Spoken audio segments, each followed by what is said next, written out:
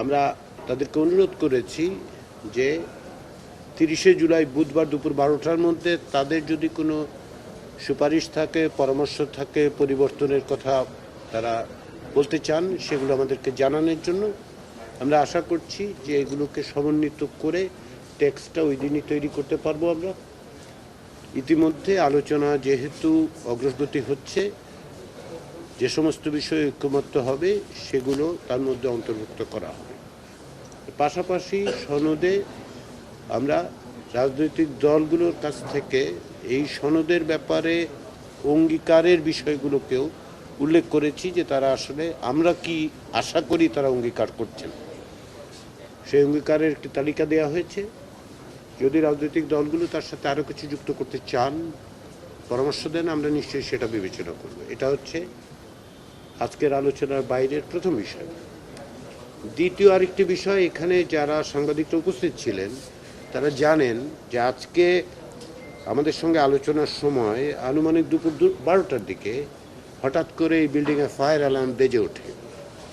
এতে অবশ্যই উপস্থিত আপনারা এবং অবশ্যই রাজনৈতিক নেতৃবৃন্দ সকলে একটু অকস্মাৎ নিরাপত্তাহীন ভোগ করেন। একাডেমির রেক্টরকে জরুরি ভিত্তিতে অবিলম্বে তদন্ত কমিটি গঠন করে 24 ঘন্টার মধ্যে জাতীয় ঐক্যমত্য কমিশন এবং জনসাধারণকে অবহিত করার জন্য আমরা অনুরোধ করেছি। তিনি বলেছেন যে আগামী 24 ঘন্টার মধ্যে, আগামীকাল বিকালের মধ্যে, তার মানে একটা তদন্ত প্রতিবেদন আমরা পাব। আইডিয়ার দিক থেকে এনসিসির ব্যাপারে অনেকে উৎসাহ, আগ্রহ, সমর্থন থাকলেও কাঠামোগত কিছু বিষয় এবং এর দায়িত্বের পরিধি নিয়ে একমত হতে পারছিলেন না। সেরকম পটভূমিকায় জাতীয় ঐক্যমত্য কমিশন তাদের প্রস্তাব, আমাদের প্রস্তাব আমরা সংশোধন করেছিলাম। আমরা বলেছিলাম যে একটি কমিটির মাধ্যমে, নিয়োগ কমিটি, যেহেতু জাতীয় সাংবিধানিক কাউন্সিল প্রশ্নটাতে আপত্তি আছে এবং স্কোপ এত বড়, সেহেতু এটাকে ছোট করে আমরা একটা কমিটির কথা বলেছি, নিয়োগ কমিটি। সেটা নিয়েও বেশ কিছু রাজনৈতিক দলের পক্ষ থেকে আপত্তি ওঠে। তারই প্রেক্ষাপটে আমরা কমিশন থেকে এই সিদ্ধান্ত নেই যে এইগুলো 5টি আমরা ইতিমধ্যে কমিয়ে এনে নির্বাচন কমিশন সহ 5টি কমিশনকে আলাদা আলাদাভাবে সংবিধানে অন্তর্ভুক্ত করার প্রস্তাব করি। উল্লেখ করা দরকার যে আসলে এর মধ্যে 4টি ইতিমধ্যেই সংবিধানে আছে, যেটা নেই সেটা হচ্ছে নিয়োগের পদ্ধতিটা নেই। আর দুর্নীতি দমন কমিশন আসলে সংবিধিবদ্ধ প্রতিষ্ঠান, আমাদের প্রস্তাব হচ্ছে এটা সাংবিধানিক কমিশন করা।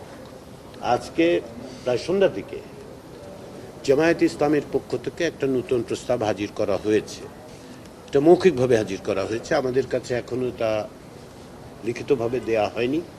আমরা তাদের কাছে অনুরোধ করেছি যে তারা যেন এটা লিখিতভাবে আজকে রাত্রে আমাদের কাছে পৌঁছায়। তারা ওই যে কমিটি পর্যায়ে সর্বসম্মত না হলেও কিভাবে একটা সিদ্ধান্ত গ্রহণ প্রক্রিয়া তৈরি করা যায় সেটা বলছেন।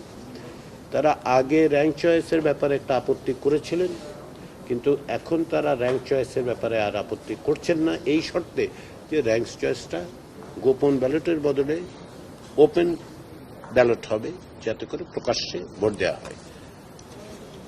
এগুলো হচ্ছে তাদের প্রস্তাব। এই ব্যাপারে প্রাথমিক প্রতিক্রিয়া বিএনপির পক্ষ থেকে যেটা দেয়া হয়েছে সেটা হচ্ছে তারা ভিন্নভাবে একটু বিবেচনা করছেন। এই অবস্থানের ব্যাপারে তারা এখনো একমত হতে পারছেন না আপাত দৃষ্টি, কিন্তু সেটা এই মুহূর্তের প্রাইমারি রিয়াকশন বলে আমি বলবো। আমরা জামায়াত ইসলামীকে অনুরোধ করেছি তারা যেন লিখিতভাবে দেন। আজকে রাত্রের মধ্যে আমরা এটা রাজনৈতিক দলগুলোর কাছে পৌঁছাবার ব্যবস্থা করব। এবং যেহেতু এটা আসলে একটা ক্রুশিয়াল জায়গা, কিন্তু একটা ছোট জায়গা, যদি এই জায়গাটা আমরা একমত হতে পারি, উপরে নিচে সমস্ত বিষয় কিন্তু একমত আছি আমরা, এইটার এই স্টেলমেটটা, এই ইম্প্যাসটা আমরা আগামীকাল সকালে ব্রেক করতে পারি।